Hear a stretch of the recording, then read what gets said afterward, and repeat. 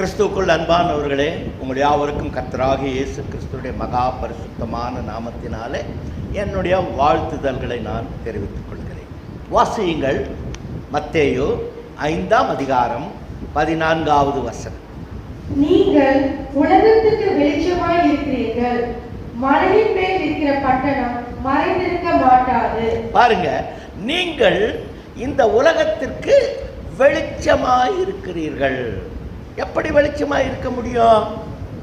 யோவான் 1ஆம் அதிகாரம் 9வது வசனம் என்ன சொல்லுகிறது? உலகத்திலே வந்து எந்த மனுஷனையும் பிரகாசிப்பிக்கிற ஒளியே அந்த மெய்யான ஒளி. மனிதனிடத்திலே ஒளி கிடையாது. பின்பு யாரிடத்திலே ஒளி உண்டு? கர்த்தரிடத்திலே ஒளி உண்டு. அப்படிப்பட்ட அந்த ஒளி வேதத்திலே என்ன என்று எழுதியிருக்கிறது? எந்த மனிதனையும் பிரகாசிப்பிக்கிற ஒளி. யார்? கர்த்தர். எந்த மனிதனை?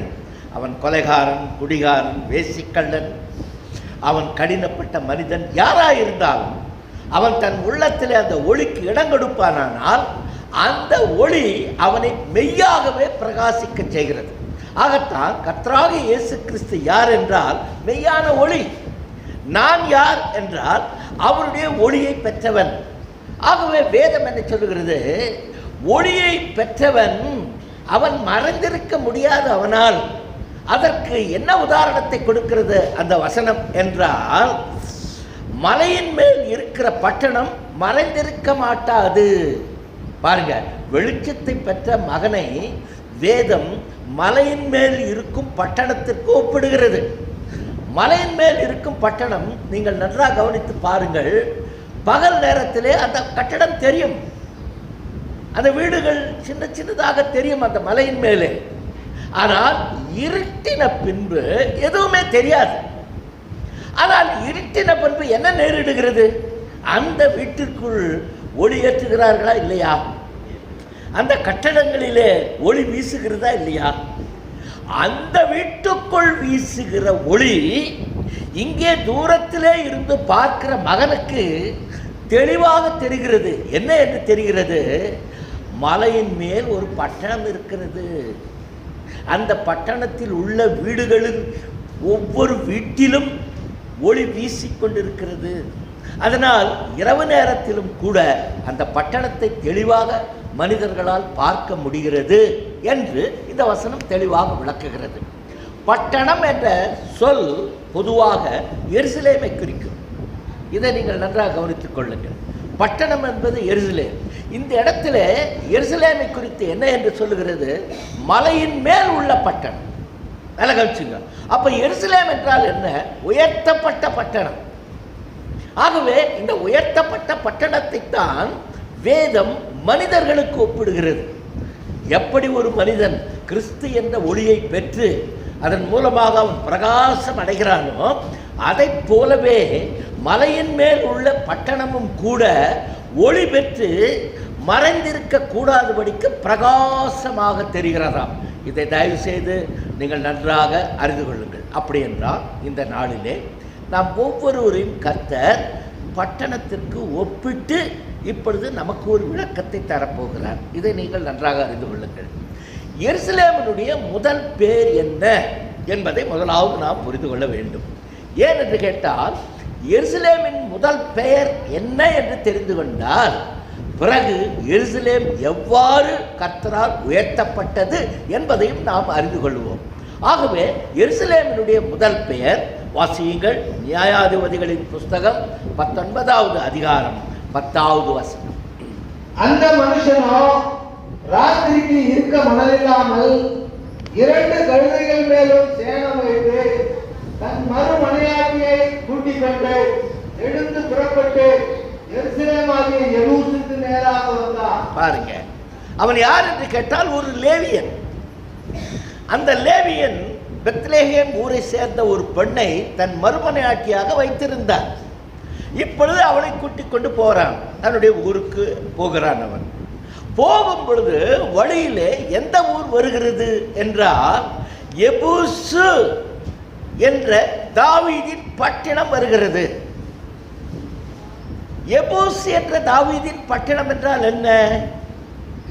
எபூசு என்ற நகரம் கானான் தேசத்திலே இருந்தது.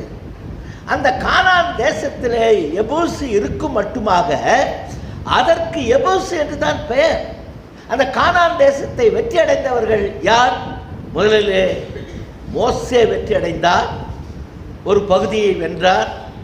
மீதமுள்ள பகுதிகளை யோசுவா வென்றார்.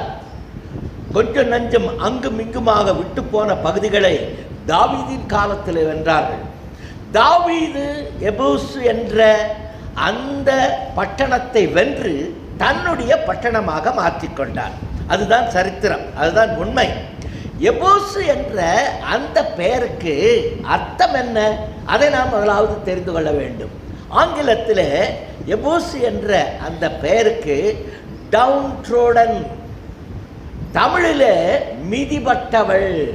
நல்ல கவனிச்சிங்க, தமிழில் என்ன? மிதிபட்டவள். அப்படி என்றால் எபூசு கானான் தேசத்தில் இருந்த நாள் மட்டுமாக அது எப்படிப்பட்ட நகரமாக இருந்தது? மிதிபட்ட நகரமாக, மனிதர்கள் ஒதுக்கின நகரமாக, அங்கே பாவம் நிறைந்த மக்கள் வாழுகின்ற இடமாக இருந்தது. அதனால்தான் அந்த லேவியன் என்ன சொல்லுகிறான்? பொழுது சாய போகிறது, அவனுக்கு முன்பாக எபூசு என்ற தாவீதின் பட்டணம் தெரிகிறது. அப்பொழுது அவன் சொல்லுகிறான், வேண்டாம், இந்த இடம் வேண்டாம். வாசியுங்கள், நியாயாதிபதிகளின் புஸ்தகம் 19ஆம் அதிகாரம் 12வது வசனம். அதற்கு அவன், எஜமான், நாம் வழியை விட்டு இஸ்ரவேல் புத்திரர் அல்லாத மறுஜாதியார் இருக்கிற பட்டணத்துக்கு போகக்கூடாது, அப்பாலே கிரியா மட்டும் போவோம் என்று சொல்லி. பாருங்க, எதற்க எபூசு இருக்கிறது? எபூசு கானான் தேசத்தினுடைய ஒரு நகரம். இவன் வரான், நடந்து வரான். யாரு? லேவியன் வரான், தன்னுடைய மருமனாட்டிய வேலைக்காரனை கூட்டுக்கிட்டு. அப்ப அவன் சொல்றான், இது பிரஜாதி மக்கள் வாழுகின்ற இடம். இது இந்த பிரஜாதி மக்கள் வாழுகின்ற இடத்திலே நாம் தங்கக்கூடாது. நமக்கு நிச்சயமாக கேடு வரும், நமக்கு தீங்கு வரும். ஆகவே இது மோசமான இடம். எது? எபூசு என்ற பட்டணம் மோசமான இடம் என்று அந்த லேவியனுடைய வாயிலே வருகிறது. ஆகவே அவன் தங்காமல் எங்கே போகிறான்?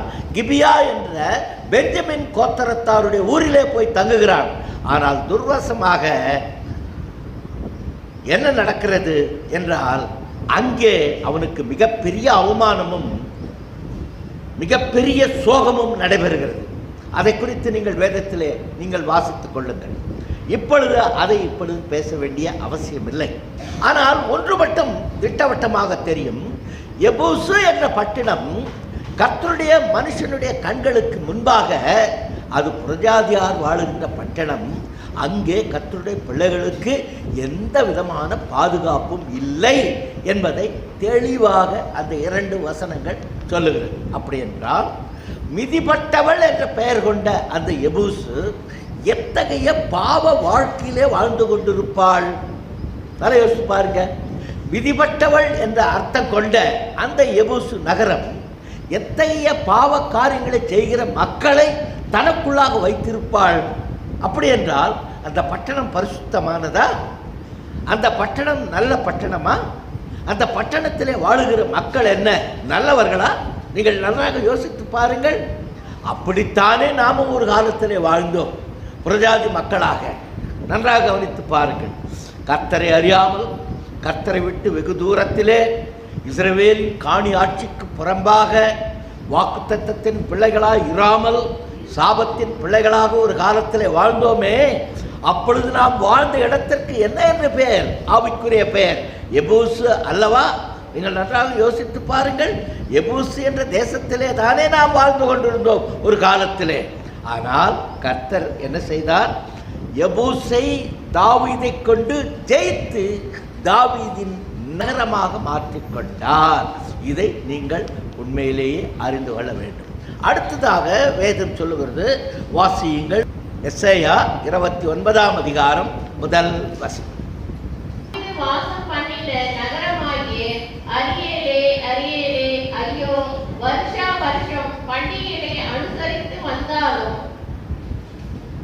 இந்த வசனம் என்ன சொல்லுகிறது பாருங்கள். எபூசு என்ற பட்டணத்தை தாவீது வென்று தன்னுடைய பட்டணமாய் மாற்றிக்கொண்ட பிறகு அந்த எபூசு என்ற பெயர் மாற்றப்படுகிறது. என்ன என்று மாற்றப்படுகிறது? அரியேல். சொல்லுங்க பார்க்கலாம் எல்லாரும். அரியேல். அரியேல் என்ற அந்த பெயருக்கு ஆங்கிலத்தில் தி லயன் ஆஃப் த காட், தமிழிலே கர்த்தருடைய சிங்கம் என்று அர்த்தம். இது தெரிந்து கொள்ளுங்கள். அப்படி என்றால் மிதிபட்டு பாவிகளாய் வாழ்ந்த அந்த மக்கள் வாழ்ந்த அந்த எபூசி என்ற அந்த நகரத்தை கர்த்தர் தன் ஊழியக்காரனாகிய தாவீதை கொண்டு வென்று அதை பெயர் மாற்றுகிறார். பாருங்கள், என்ன என்று மாற்றுகிறார்? அரியேல். அரியேல் என்றால் என்ன? தேவனுடைய சிங்கம். மாற்றி விட்டார் பெயரை. வாசிங்கள். தாவீது வாசம் பண்ணின நகரமாகிய அரியேலே, அரியேலே, ஐயோ, வருஷா வருஷம் பண்டிகையை அனுசரித்து வந்தாலும் நீ பண்டிகையை அனுசரித்து வருகிறாய். பாருங்க, கர்த்தர் விரும்புவது மனம் திரும்புதலை விரும்புகிறார். ஆனால் கர்த்தர் கொண்டாட்டத்தை விரும்பவில்லை. கர்த்தர் பெரிய பண்டிகைகளை விரும்பவில்லை. கர்த்தர் விருந்தை விரும்பவில்லை. ஒரு கேளிக்கையை விரும்பவில்லை. களியாட்டங்களை விரும்பவில்லை. கர்த்தர் அவர் எதை விரும்புகிறார்? நன்றாக கவனித்து பாருங்கள். அவர் மனம் திரும்ப வேண்டும் என்று விரும்புகிறார். ஆனால் இவர்கள் என்ன செய்கிறார்கள்? நாங்கள் எபூசு பட்டணத்திலே மிதிப்பட்ட மக்களாய் வாழ்ந்த நாட்கள் இருந்தது. இன்று கர்த்தருடைய ஊழியக்காரனாகிய தாவீது இந்த பட்டணத்தை வென்ற பிறகு நாங்கள் என்னவாய் மாறிவிட்டோம்? கர்த்தருடைய சிங்கங்களாய் மாறிவிட்டோம் என்ற அந்த நினைப்பு, அந்த எண்ணம் அவர்களுக்கு ஒரு இருவாப்பை தருகிறது. ஆண்டுதோறும் பண்டிகைகளை கொண்டாடினால் அவர்கள் என்ன பக்திமான்களாய் மாறிவிடுவார்களா? அவர்கள் என்ன சத்தியத்தின் பிள்ளைகளாய் மாறுவார்களா? அவர்கள் இஸ்ரவேலின் காணியாட்சிக்கு சொந்தக்காரர்களாய் மாறுவார்களா? இல்லை. ஆனால் அவர்கள் என்ன நினைக்கிறார்கள்? நாங்கள் புசித்து குடித்து பண்டிகைகளை கொண்டாடுவதுதான் கர்த்தருக்கு பிரியமான காரியம் என்று எண்ணுகிறார்கள். அதனால்தான் ஆண்டுதோறும் என்ன செய்கிறார்கள்? வருடா வருடம் பண்டிகைகளை கொண்டாடிக்கொண்டே இருக்கிறார்கள். இக்காலத்தில் என்ன நடக்கிறது? நீங்களே யோசித்து பாருங்கள். இக்காலத்தில் கிறிஸ்துவ மக்கள் பண்டிகைகளை கொண்டாடவில்லையா? அந்த பண்டிகைகளை சிறப்பாக ஆசரிக்கவில்லையா? அந்த பண்டிகைகளை ஒரு பெரிய விழாவாக வீதிகளிலே நடனமாடி அலங்காரம் செய்து சந்தோஷமாக அவர்கள் வெறுத்திருக்கவில்லையா? அப்படி என்றால் என்ன? அவர்கள் என்ன கர்த்தருடைய சிங்கங்களா? அவர்கள் என்ன கர்த்தருக்கு பிரியமான பிள்ளைகளா? பண்டிகைகளை கொண்டாடுகிறவர்கள் இல்லையே. ஆனால் பேர் மட்டும் என்ன? தாவீதின் நகரம். பேர் மட்டும் என்ன? கர்த்தருடைய சிங்கங்கள். நன்றாக கவனித்துக் கொள்ளுங்கள். ஆனால் செயல் எப்படி? வருடா வருடம் பழக்க தோஷம் பண்டிகைகளை கொண்டாடிக்கொண்டே இருப்பது. இது கர்த்தருடைய பிள்ளைகள் செய்கிற கேவலமான காரியங்கள். தயவு செய்து நன்றாக அறிந்து கொள்ளுங்கள். சத்தியம் என்பது என்ன என்றே தெரியாது. சத்தியத்திற்கு கீழ்ப்படிய வேண்டும். அது அவர்களுக்கு மிகவும் கடினமான காரியம். சத்தியத்தை மனப்பூர்வமாக ஏற்றுக்கொண்டு அதற்கு தங்களை ஒப்பு கொடுக்க வேண்டும். அந்த காரியம் அவர்களால் செய்ய இயலாது. ஆனால் எவைகளை அவர்களால் செய்ய முடிகிறது? ஆண்டுதோறும் பண்டிகைகளை கொண்டாடிக்கொண்டு நாங்கள் கர்த்தருடைய சிங்கங்கள் என்ற ஒரு பொய்யான பெயரை வைத்துக்கொண்டு தங்கள் காலங்களை கழிக்க விரும்புகிறார்கள் அவர்கள். என் அன்பு சகோதரனே, என் அன்பு சகோதரியே, இந்த நாட்களிலே நீங்கள் விசுவாசிகள், நீங்கள் கர்த்தருடைய பிள்ளைகள் என்று சொல்லிக்கொண்டு அரியலில் வாழ்ந்த மக்களைப் போல பண்டிகைகளை கொண்டாடி கொண்டிருப்பீர்களானால் நீங்கள் எப்படி கர்த்தருடைய பிள்ளையாய் மாற முடியும்? சற்று யோசித்து பாருங்கள். வாசியுங்கள். எசேயா 29ஆம் அதிகாரம் 2வது வசனம். அரியலுக்கு இடுக்கம் உண்டாக்குவேன், அப்பொழுது துக்கமும் சலிப்பும் உண்டாகும், அது எனக்கு அரியலாகத்தான் இருக்கும். பாருங்க, கர்த்தர் சொல்றாரு, நீ தாவீதின் நகரமாய் கூட இரு, நீ கர்த்தருடைய சிங்கங்கள் என்ற பெயரை கூட வைத்திரு, அதனால் எனக்கு ஒரு பிரயோஜனமும் இல்லை. ஆனால் ஒன்றை நான் செய்வேன். என்ன? உனக்கு இடுக்கத்தை உண்டாக்குவேன், உனக்கு பல பிரச்சனைகளை கொண்டு வருவேன், உன்னை நான் துன்புறுத்துவேன், நீ நிச்சயமாக துக்கப்பட்டு போவாய். கர்த்தர் இதை சொல்லுகிறார். ஏன் இதை சொல்லுகிறார்? நீ திருந்தவில்லை, நீ களியாட்டங்களுக்குள்ளாக ஈடுபட்டு பண்டிகைகளை கொண்டாடி கொண்டிருக்கிறாய். ஆகவே உன்னை நான் நிச்சயமாக தண்டிப்பேன் என்று சொன்னார். என் அன்பு மகளே, என் அன்பு மகனே, ஆண்டுதோறும் ஏதாவது ஒரு பண்டிகையை தலைமையில் தூக்கி வைத்துக் கொண்டு கொண்டாடி கொண்டு இருப்பதுதான் கிறிஸ்தவம் என்று எண்ணுகிறீர்களா? யோசித்து பாருங்கள். அதுவல்ல. கர்த்தர் சொல்லுகிறார், நீ பண்டிகையை கொண்டாடக்கூடிய ஒரு பழக்க வழக்கத்தின் மகனாக நீ இருப்பாயானால் நான் உன்னை நிச்சயமாக தண்டிப்பேன். உனக்கு இடுக்கமான வழிகளையும் காரியங்களும் உன்னுடைய வாழ்க்கையிலே கொண்டு வருவேன் என்று கர்த்தர் சொல்கிறார். அது சொன்னது மட்டுமல்லாமல் அந்த வசனத்துடைய கடைசி வரி, அது எனக்கு அரியலாகத்தான் இருக்கும். நான் எவ்வளவு அந்த அரியலை தண்டித்தாலும், நான் எவ்வளவு துன்பங்களை கொண்டு வந்தாலும், நான் எவ்வளவு அந்த அரியலிலே வாழுகின்ற பண்டிகைகளை கொண்டாடுகின்ற மக்களை நசுக்கினாலும் அவர்கள் என்னுடையவர்கள் தான், அவர்கள் என்னுடையவர்கள் அல்ல என்று நான் ஒரு காலமும் விளக்கவும் மாட்டேன், ஒதுக்கவும் மாட்டேன் என்று சொல்கிறார். நன்றாக கவனித்து பாருங்கள். இன்றைக்கு ஒரு துன்பம் ஒருமையானால் கிறிஸ்துவ மக்களுடைய வாயிலிருந்து வருகின்ற வார்த்தை என்ன தெரியுமா? என் அன்பு சகோதரனே, என் அன்பு சகோதரியே, இந்த வார்த்தையை நீங்கள் தெரிந்து கொள்ளுங்கள். கர்த்தர் எங்களை கைவிட்டார். அவர்கள் சொல்லுகின்ற வார்த்தை, ஏன் கர்த்தர் என் ஜெபத்தை கேட்கவில்லை? எதற்காக கர்த்தர் இப்படிப்பட்ட துன்பங்களை எனக்கு, எங்கள் குடும்பங்களுக்கு கொண்டு வருகிறார்? இது சர்வசாதாரணமான ஒரு சராசரி மனிதன் சொல்லுகின்ற வார்த்தை. இது கர்த்தருடைய பிள்ளைகள் சொல்லுகின்ற வார்த்தை அல்ல. இதை நீங்கள் தயவு செய்து நன்றாக கவனித்து பாருங்கள். ஏன் என்று கேட்டால், துன்பம் அவனை மடங்கடிக்கிறது. எப்படி மடங்கடிக்கிறது? அவனுடைய சத்திய வழியிலிருந்து அந்த துன்பம் அவனை விலக்குகிறது. ஏன் சாத்தான் துன்பத்தை கொடுத்து உங்களை சோதிக்கிறான்? ஏன் சத்துரு உங்களுக்கு இடுக்கண்களை கொண்டு வருகிறான்? காரணம் என்ன என்றால், நீங்கள் சத்திய பாதையிலே முன்னேறி செல்வதை அவன் விரும்பவே இல்லை. ஆகவே எதை உங்களுக்கு கொடுத்தால் நீங்கள் சத்தியத்தை விட்டு விலகுவீர்கள் என்பதை உங்களை விட அவன் நன்றாக தெரிந்து கொண்டிருக்கிறான். ஆகவே தான் அவன் என்ன செய்கிறான்? உங்கள் வாழ்க்கையிலே ஒரு குறையை கொண்டு வருகிறான், உங்கள் வாழ்க்கையிலே ஒரு துன்பத்தை கொண்டு வருகிறான், உங்கள் வாழ்க்கையிலே அநேக பிரச்சனைகளை கொண்டு வருகிறான். இதை கண்டவுடனே நாம் என்ன செய்கிறோம்? ஏன் ஏன் கர்த்தர் என்னை கைவிட்டு விட்டாரா? பாருங்கள், சாலமோன் கட்டின தேவாலயம் கர்த்தரால் அபிஷேகிக்கப்பட்ட தேவாலயம். கர்த்தருடைய மகிமை மேகத்தை போல அந்த தேவாலயத்தை நிரப்பினது. ஆசாரியர்கள் அந்த மகிமையிலே நிற்கக்கூடாமல் தடுமாறினார்கள். அப்படிப்பட்ட பரிசுத்தமான தேவாலயம் சீர்கட்டு போனது. அடிமை தேசமாகிய பாபிலோனிலே கேபார் நதிக்கரையிலே எசேக்கியேல் அமர்ந்து கொண்டு இருக்கும் பொழுது கர்த்தர் எசேக்கியேலோடு பேசுகிறார்.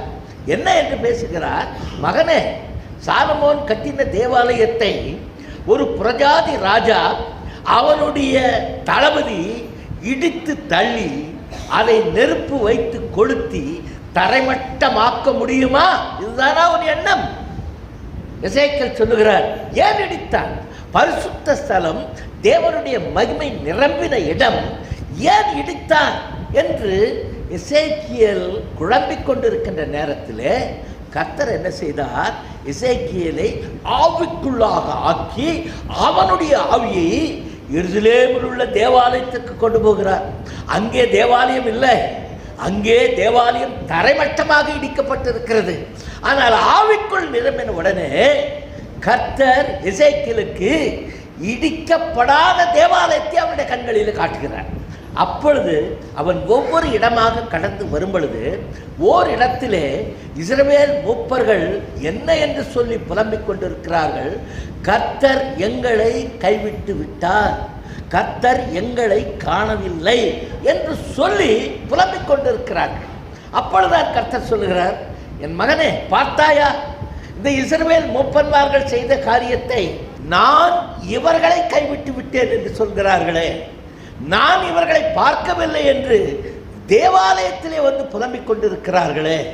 இப்பொழுது புரிந்துகொள். இன்னும் அநேக அசிங்கமான காரியங்களை காட்டி ஏன் இந்த தேவாலயத்தை ஒரு புறஜாதி மகன் நேபுகாத் நேச்சரும் அவனுடைய தளபதி நெபுசராதானும் இடித்து தள்ளி நெருப்பு வைத்து கொளுத்தி சாம்பனாக்கினார்கள் என்பதை இன்றாவது நீ புரிந்து கொண்டாயா என்று எசேக்கியேலுக்கு கர்த்தர் அந்த உண்மையை விளக்கிறார். நீங்கள் நன்றாக கவனித்து பாருங்கள். அவர் சொல்கிறார், எரிக்கப்பட்டது தேவாலயம், இடிக்கப்பட்டது தேவாலயம், அது மண்மேடாக மாற்றப்பட்டது தேவாலயம். ஆனாலும் சொல்லுகிறார், இது என் தேவாலயம், நான் இதை மீண்டும் கட்டுவேன். அதை போலத்தான் இங்கேயும் சொல்லுகிறார், ஆண்டுதோறும் பண்டிகைகளை கொண்டாடி வெறியாட்டத்திலும் களியாட்டத்திலும் உழந்து கொண்டிருக்கின்ற இந்த மக்களை பார்த்து கர்த்தர் என்ன சொல்லுகிறார், இவர்களை நாம் துன்புறுத்தினாலும் இவர்கள் நிச்சயமாக எனக்கு அரியல் தான், இவர்கள் எனக்கு சிங்கங்கள் தான். ஆனால் அந்த சிங்கம் யாருடையது? என்னுடையது. ஆகவே நான் நிச்சயமாக அந்த சிங்கத்தை அடிப்பேன், நொறுக்குவேன், இன்னும் சகல விதமான துன்பங்களினால் அதை நான் திருத்துவேன் என்று கர்த்தர் சொல்லுகிறார். ஒன்றை நன்றாக தெரிந்து கொள்ளுங்கள் என் அன்பு மகளே, என் அன்பு மகனே. இந்த நாளிலே இதோ வருஷத்தின் முதல் வாரம், இதில் நீங்கள் தெரிந்து கொள்ளுங்கள் என்னவென்று. இந்த ஆண்டு ஒருவேளை துன்பம் வறுமையானால் நீங்கள் தெரிந்து கொள்ளுங்கள், நீங்கள் கர்த்தருடைய அரியலாகத்தான் இருந்து துன்பத்தை அனுபவிக்கிறீர்கள் என்பதை நீங்கள் அறிந்து கொள்ள வேண்டும்.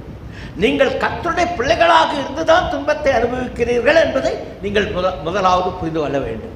உங்களை கர்த்தர் கைவிடவில்லை, உங்களை கர்த்தர் காணாமல் தன் முகத்தை திருப்பிக் கொள்ளவில்லை. கர்த்தர் உங்களை பார்த்து கொண்டுதான் இருக்கிறார். உன்னுடைய வழிகள் என்ன? நீ சத்தியத்தை பின்பற்றுகிறாயா அல்லது பழக்க வழக்கங்களை பின்பற்றுகிறாயா? இதைத்தான் கர்த்தர் இந்த நாட்களில் பார்த்து கொண்டிருக்கிறார்.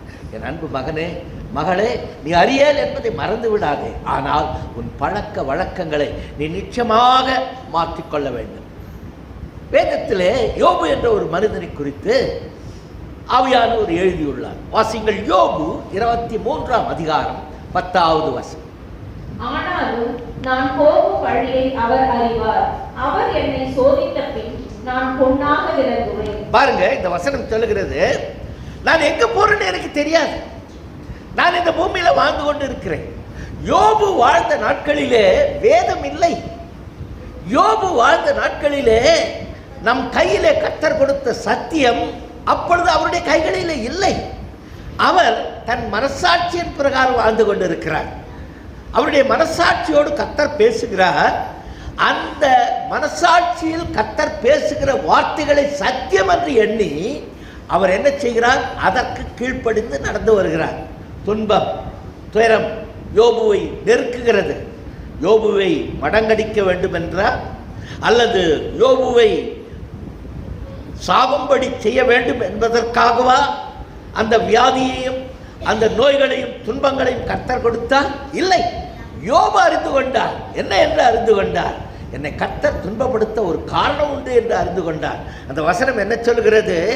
ஆனாலும் நான் போகும் வழியை அவர் அறிவார். எனக்கு தெரியாது நான் எங்கே போகிறேன்னு, ஆனால் அவருக்கு தெரியும் என்னை எங்கே போய் நிறுத்தணும் அப்படின்னு. என் வாழ்வு முடியும் பொழுது நான் எந்த இடத்திலே நிரந்தரமாய் நிற்க வேண்டும் அவருக்கு நன்றாக தெரியும், ஆனால் எனக்கு தெரியாது சொல்லிவிட்டு அவர் தொடர்ந்து சொல்லும் பொழுது என்ன என்று சொல்லுகிறார்? அவர் என்னை சோதித்த பின் பொன்னாக விளங்குவேன். என்ன அர்த்தம்? நல்லா யோசித்து பாருங்க. அவர் என்னை சோதிக்கிறார், அந்த சோதனையை நான் மனமகிழ்ச்சியோடு ஏற்றுக்கொண்டேன். அவர் என்னை சோதிக்கும் பொழுது தன்னுடைய சொந்த மகனாக எண்ணி சோதிக்கிறார். ஆகவே சோதித்த பிறகு நான் பொன்னை போல தேவனுடைய சமூகத்திலே நான் ஜொலிப்பேன் என்று யோபு உறுதியாக நம்பினாரா இல்லையா? நீங்கள் நம்பவில்லையா? இனி வருகின்ற நாட்களிலே நீங்கள் நம்பவில்லையா? தயவு செய்து நீங்கள் நன்றாக அறிந்து கொள்ளுங்கள், நீங்கள் நம்ப வேண்டும். இனி வருகின்ற நாட்களிலே உங்களுக்கு ஒரு துன்பமோ துயரமோ வரும் பொழுது நீங்கள் நிச்சயமாக அறிந்து கொள்ளுங்கள், சென்ற ஆண்டை காட்டிலும் இந்த ஆண்டு என்னை விசேஷித்த முறையிலே கர்த்தர் புடமிட, என்னை பொன்னை போல் ஜொலிக்கும்படி செய்ய இந்த ஆண்டு கர்த்தர் என்னை சோதிக்கிறார். கர்த்தர் எனக்கு ஒரு துன்பத்தை அனுமதிக்கிறார். அந்த எண்ணம் உன் உள்ளத்திலே இருக்குமே ஆனால் இனி வருகின்ற நாட்களிலே எத்தகைய துன்பம் ஆனாலும் நிச்சயமாக நீங்கள் ஜெயிப்பீர்கள். இதில் எந்த விதமான சந்தேகமும் இல்லை. அடுத்த வசனம் சொல்கிறது, வாசிங்கள் சங்கீதம் 119 67வது வசனம்.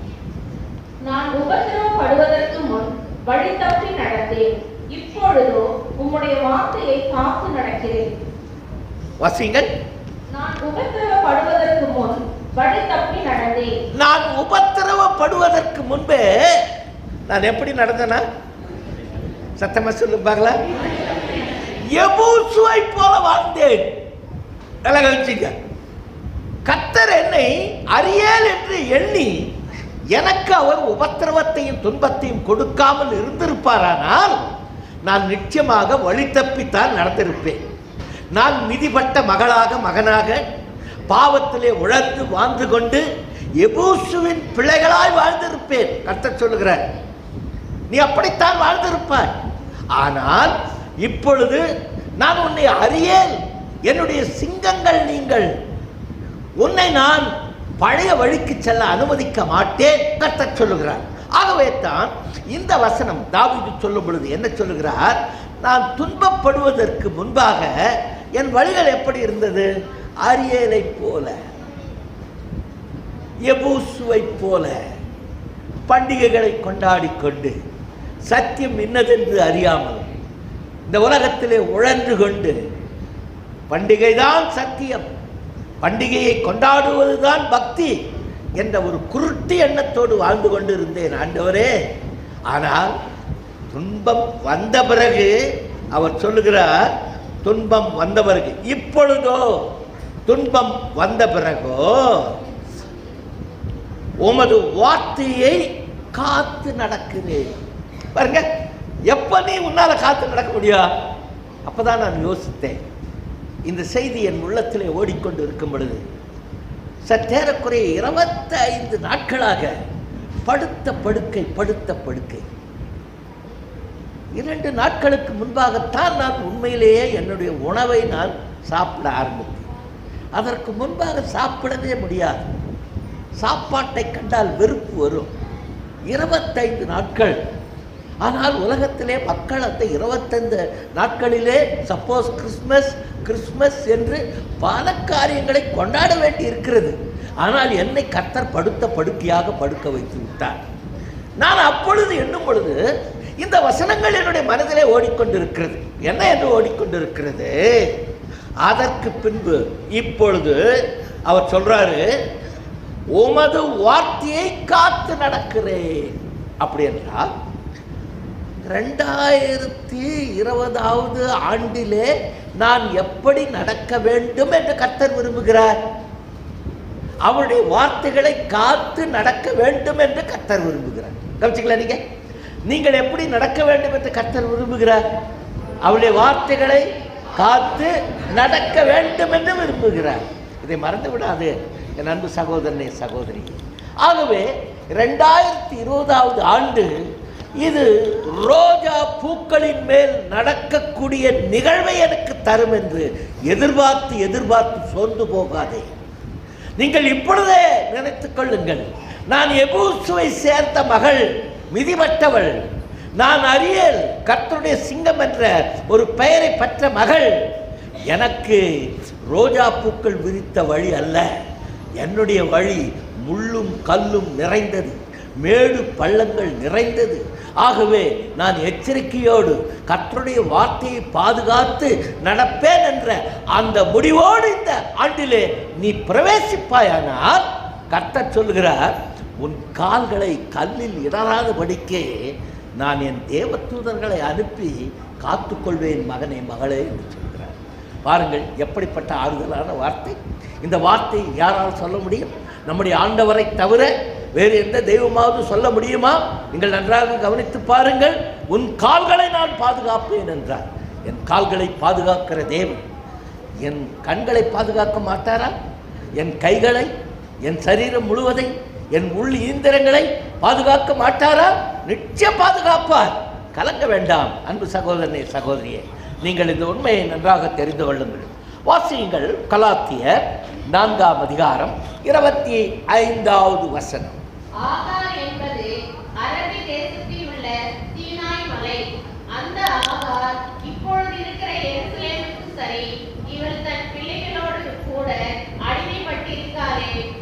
பாருங்கள், ஆவியானவர் 2 எருசலேம் நகரங்களை இந்த இடத்துல ஒப்பிடுகிறார். ஒன்று இப்பொழுது இருக்கின்ற ஆகார், இப்பொழுது இருக்கின்ற எருசலேம். அந்த எருசலேம் எங்கே இருக்கிறது? இஸ்ரவேல் தேசத்தில் இருக்கிறது. இன்றைக்கு அநேக கிறிஸ்துவ மக்கள் பரிசுத்த தேசத்திற்கு சென்று வர வேண்டும் என்று எண்ணி இப்பொழுது ஹோலி லேண்ட் பயணம் செய்து கொண்டிருக்கிறார்கள். இதை ஊக்குவித்தவர்கள் யார்? நன்றாக கவனித்து பாருங்கள்.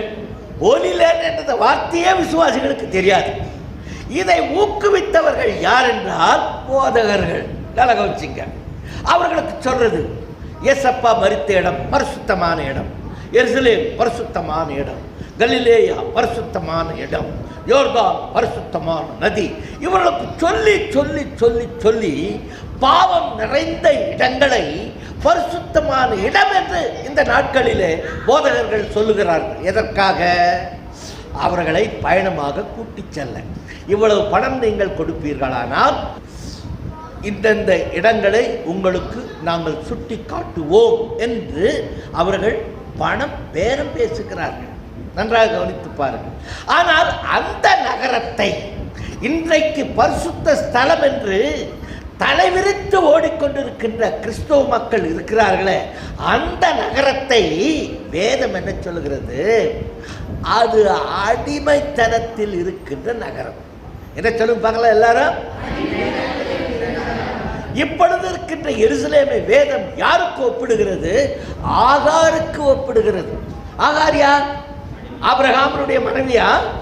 இல்லை, ஆபிரகாமனுடைய வைப்பாட்டி, லீகல் வைஃப் அல்ல, ஒரு சட்ட ரீதியான மனைவி அல்ல அவள். அவளுக்கு பிறக்கும் குழந்தை சட்ட ரீதியான குழந்தை அல்ல ஆபிரகாமுக்கு. ஆனால் அவளுக்கும் குழந்தை பிறந்தது. என்ன? இஸ்மவேல் பிறந்தார். அந்த இஸ்மவேல் ஆபிரகாமுக்கு சட்ட ரீதியாக மகன் இல்லையே. அந்த ஆகார் ஆபிரகாமுக்கு சட்ட ரீதியான மனைவி இல்லையே. நீங்கள் நன்றாக கவனித்து பாருங்கள். பின்பு யார் அவர்கள்? அவர்கள் அடிமைகள். ஆபிரகாமுக்கும் ஆகாருக்கும் சரீர உறவை தவிர ஆவிக்குரிய உறவு ஏதாவது இருந்ததா? இஸ்மவேலுக்கும் ஆபிரகாமுக்கும் சரீர உறவாகிய மகன் என்ற அந்த உறவை தவிர ஆவிக்குரிய நித்திய உடன்படிக்கைக்குள்ளான உறவு இருந்ததா? இல்லையே.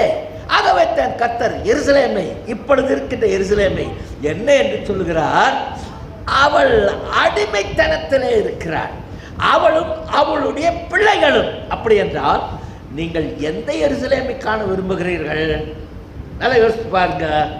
அடிமைத்தனத்திலே தன் பிள்ளைகளோடு பாவங்களை செய்து கொண்டிருக்கிறாளே, இன்னும் எபூசுவின் குணம் மாறாமல் இருக்கிறதே, இன்னும் அரியலின் குணம் மாறாமல் இருக்கிறதே, அந்த மகளுடைய பிள்ளைகளா நீங்கள்?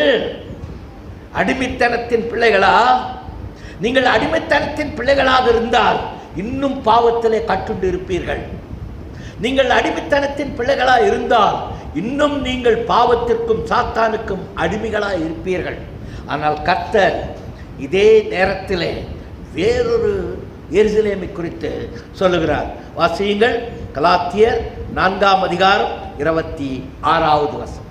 மேலான எருசலேமோ சுயாதீனம் உள்ளவள், அவளை நாம் எல்லோருக்கும் தாயானவள். வாசிங்க. மேலான எருசலேமோ. முன்பு இருந்த வசனத்திலே சொன்ன வார்த்தை என்ன?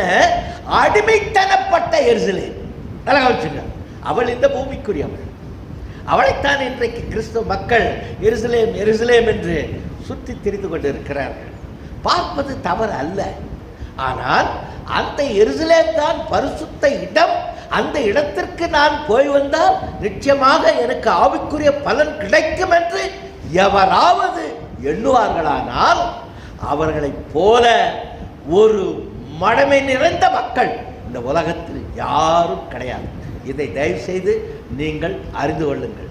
ஆனால் இந்த எருசலேம் என்ன? அந்த எருசலேம் மேலான எருசலேம். சொல்லுங்க பார்க்கலாம் எல்லாரும். அப்படி என்றால் இந்த எருசலேம் இந்த பூமியிலே இருக்கிறதா அல்லது இந்த எருசலேம் பரலோகத்திலே இருக்கிறதா? சத்தமா? அப்படி என்றால் உங்கள் கவனம் இந்த பூமியில் இருக்கின்ற எருசலேமின் மேல் உள்ளதா, அல்லது மேலான எருசலேம் ஆகிய பரலோகத்தில் உள்ள எருசலேமுக்கு நான் செல்ல வேண்டும் என்று உங்கள் எண்ணம் பதிந்திருக்கிறதா? அதுதான் இந்த நாட்களுடைய கேள்வி. நன்றாக கவனித்து பாருங்கள். நீங்கள் இப்பொழுது இருக்கின்ற எருசலேமை வாஞ்சித்து நாடி அதன்படி இன்னும் எபேசு மக்களாக, இன்னும் அரியலில் வாழுகின்ற பிள்ளைகளாக நீங்கள் இருப்பீர்களானால் சந்தேகத்திற்கு இடமில்லாமல் நீங்கள் உலகத்திற்கும் உலகத்தினுடைய அதிபதியாகிய சாத்தானுக்கும் பாவத்திற்கும் அடிமைகள் என்பதில் எந்த விதமான சந்தேகமும் இல்லை. நீங்கள் இந்த அடிமைத்தனத்திலிருந்து விலகினால் ஒழிய மேலான எருசலேமினுடைய பிள்ளைகளாய் உங்களால் மாற முடியாது. மேலான எருசலேமை குறித்து வேதம் என்ன சொல்லுகிறது? வாசிக்கலாமா? வாசியுங்கள். வெளிப்படுத்தின விசேஷம் 21ஆம் அதிகாரம் 10வது வசனம். பெரிதும் உயரமான ஒரு பர்வதத்தின் மேல் என்னை ஆவியில் கொண்டு போய் தேவனுடைய மகிமையை அடைந்த எருசலேமாகிய பரிசுத்த நகரம் பரலோகத்தை விட்டு தேவனிடத்திலிருந்து இறங்கி வருகிறதை எனக்கு காண்பித்தார். யோவானை கர்த்தர் ஆவிக்குள் நிரப்பி ஒரு உயரமான இடம், அந்த மலை உச்சியின் மேலே நிறுத்தி ஒரு காட்சியை காண்பிக்கிறார். பரலோகத்தின் வாசல் திறக்கிறது. பரலோகத்திலிருந்து ஒரு நகரம் இறங்கி வருகிறது. அந்த நகரத்தை குறித்து அந்த வசனத்தில் என்ன எழுதி இருக்கிறது? மகிமையினால் நிரப்பப்பட்ட, வசிக, மகிமையினால் தேவனுடைய மகிமையை அடைந்த எருசலேமாகிய பரிசுத்த நகரம் பரலோகத்தை விட்டு தேவனிடத்தில் இறங்கி வருகிறது எனக்கு காண்பித்தார். இறங்கி வருகிற நகரம் பரிசுத்த நகரம். பூமியிலே இருக்கின்ற எருசலேம் அடிமைத்தனப்பட்டவள். இறங்கி வருகிற பரிசுத்த நகரம் எப்படிப்பட்டது? கர்த்தருடைய மகிமையினால் நிரப்பப்பட்டது. என் அன்பு சகோதரனே, இப்பொழுது நீங்கள் நன்றாக கவனித்துக் கொள்ளுங்கள். எருசலேம் அதனுடைய வாழ்க்கையின் ஓட்டத்தை பார்த்தீர்களா? எருசலேம் ஆதியிலே எபூசு, மிதிபட்டவள், பாவத்திலே உழன்று கொண்டிருந்த மக்கள் வாழ்ந்த இடம். அடுத்ததாக தாவீது அதை வென்று அதை அரியேல் என்று மாற்றினார். அரியேல் என்றால் கர்த்தருடைய சிங்கம். கர்த்தருடைய சிங்கம் என்று சொல்லிக்கொண்டே அவர்கள் செய்த காரியங்கள் என்ன? ஆண்டுதோறும் பண்டிகைகளை கொண்டாடிக்கொண்டு இதுதான் பக்தி என்றார்கள். மனம் திரும்புதல் இல்லை, மாற்றங்கள் இல்லை, வசனத்தின் மேல் ஆர்வம் இல்லை, வசனத்தை கீழ்ப்படிய வேண்டும் என்ற எண்ணமே இல்லை. ஆகவே அவர்கள் அரியேல் அரியேல் என்று சொல்லி சொல்லி சொல்லி தங்களையே ஏமாற்றிக் கொண்டார்கள். வேதத்திலே 2 எருசலேமை குறித்து நாம் வாசித்தோம். ஒன்று இஸ்ரவேலிலே இப்பொழுது இருக்கின்ற எருசலேம், அது அடிமைத்தனத்திற்குள்ளாக இருக்கின்ற எருசலேம். அந்த எருசலேம் யாருக்கு ஒப்பிடுகிறது? ஆகாருக்கு ஒப்பிடுகிறது. அது அடிமைத்தனம். அந்த எருசலேமிலே வாழுகின்ற பிள்ளைகள் யார் என்றால் அடிமைத்தனத்திலே வாழுகின்ற பிள்ளைகள். இன்றைக்கு நீங்களும் கூட பாவத்திலிருந்து விடுபடாமல் பண்டிகைகளை பழக்க வழக்கமாக நீங்கள் கொண்டாடி கொண்டிருப்பீர்களானால் நீங்கள் எங்கு வசிக்கின்ற மக்கள்? அடிமைத்தன எருசலேம் ஆகிய ஆகாருக்கு சமமாக ஒப்பிட்ட எருசலேமிலே வாழுகின்ற பிள்ளைகள் என்று வேதம் சொல்லுகிறது.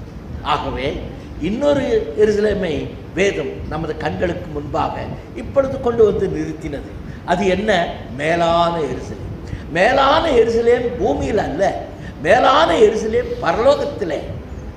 யோவான் காணும் பொழுது வானம் திறக்கப்பட்டு ஒரு பரிசுத்த நகரம், பரம எருசலேம் வானத்திலிருந்து பூமியின் மேலாக இறங்கி வருகிறது. நன்றாக கவனித்துக் கொள்ளுங்கள். அந்த நகரம் எதினால் நிரப்பப்பட்டது? தேவனுடைய மகிமையினாலே. என் அன்பு சகோதரனே, என் அன்பு சகோதரியே, நீங்கள் மேலான எருசலேமுக்கு உரித்தவர்கள். நீங்கள் நிச்சயமாக இந்த உலகத்திலே பரிசுத்தமாக வாழ வேண்டும். நீங்கள் நிச்சயமாக இந்த உலகத்திலே தேவனுடைய மகிமையை பெற்றவர்களாய் வாழ வேண்டும். வசனம் என்ன சொல்லுகிறது? மலையின் மேல் இருக்கும் பட்டணம் மறைந்திருக்க கூடாது. நல்லா கவனிச்சுங்க. கையினால் மறைக்க முடியுமா? அல்லது ஒரு திரையினால் தான் மறைக்க முடியுமா? பகலை காட்டிலும் இரவு நேரத்திலே மிக பிரகாசமாக வல்லவா அந்த பட்டணம் தோன்றும். ஆகவே மலையின் மேல் இருக்கின்ற பட்டணம் இரவுக்குரிய இருளுக்குரிய பிள்ளைகள் வாழும் இடம் அல்ல. மலையின் மேல் இருக்கும் பட்டணம் ஒளிக்கும் பகலுக்கும் பகலுக்குரிய பிள்ளைகளும் வாழுகின்ற இடம் என்பதை நீங்கள் சற்றும் மறந்து போகக்கூடாது. ஆகவே இந்த நாளிலே தேவன் நம்மோடு தெளிவாக பேசினார். நாம் ஒரு காலத்திலே எபூசு மக்களாக வாழ்ந்தோம். அதற்கப்புறம் இயேசுவை தெரிந்து கொண்டு பெயரளவிலே பண்டிகைகளை கொண்டாடி கொண்டு அரியேல் அரியேல் என்று சொல்லி தேவனுடைய சிங்கங்கள் என்று வீண் பெருமை பாராட்டி கொண்டு வாழ்ந்தோம். ஆனால் கர்த்தர் இப்பொழுது தெளிவாக உரைக்கிறார். 2020 ஆண்டினுடைய முதல் ஓய்வு நாளிலே கர்த்தர் உங்களோடும் என்னோடும் பேசுகிறார். என் மகளே, உன் தூசியை தட்டி விட்டு எழு. நீ நிச்சயமாக எருசலேமை விட்டு எழ வேண்டும். நீ அங்கு படுத்து உறங்குவது எனக்கு விருப்பமில்லாத காரியம்.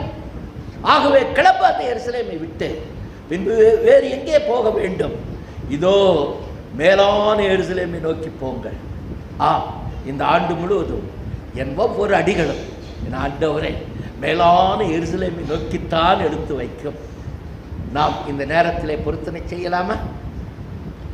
என் அடிகள் ஒவ்வொன்றும், சொல்லுங்கள், என் அடிகள் ஒவ்வொன்றும் இந்த ஆண்டு முழுவதும் பரம எருசலேம் ஆகிய பரிசுத்த எருசலேமை நோக்கியே நான் எடுத்து வைப்பேன். இந்த பொருத்தனையை இந்த நாளிலே உமது சமூகத்திற்கு நேராக செய்கிறேன். இப்பொழுது நான் உமது வசனத்தினாலே காத்து கொள்ளப்பட்ட மகனாக மகளாக நடப்பேன். இது உறுதி. நல்ல கவனிச்சுங்க என் அன்பு சகோதரர்களே. இனியும் தெளிவான விளக்கம் தேவையா? நீங்கள் மலையின் மேல் வைக்கப்பட்ட கட்டப்பட்ட நகரம் தானே? நகரமா இல்லையா? நகரம் தானே? அப்படி என்றால் உங்கள் நடத்தைகளை மற்றவர்கள் பார்க்க மாட்டார்களா? உங்களை இந்த ஆண்டு முழுவதும் மற்றவர்கள் காண மாட்டார்களா? நீ வீட்டுக்குள் பேசுகிற பேச்சை நீ வெளியிலே வந்து மறைத்து விட்டு ஒரு பெரிய உத்தமனைப் போல, உத்தமையைப் போல நீ நடந்து கொண்டால் மனிதர்களுடைய கண்களுக்கு இது தெரியாமல் இருக்கலாம். ஆனால் கர்த்தருடைய கண்களிலே இந்த காரியத்தை மறைக்க இயலுமா? நல்லா கவனிச்சு பாருங்க என் அன்பு சகோதரனே, என் அன்பு சகோதரியே.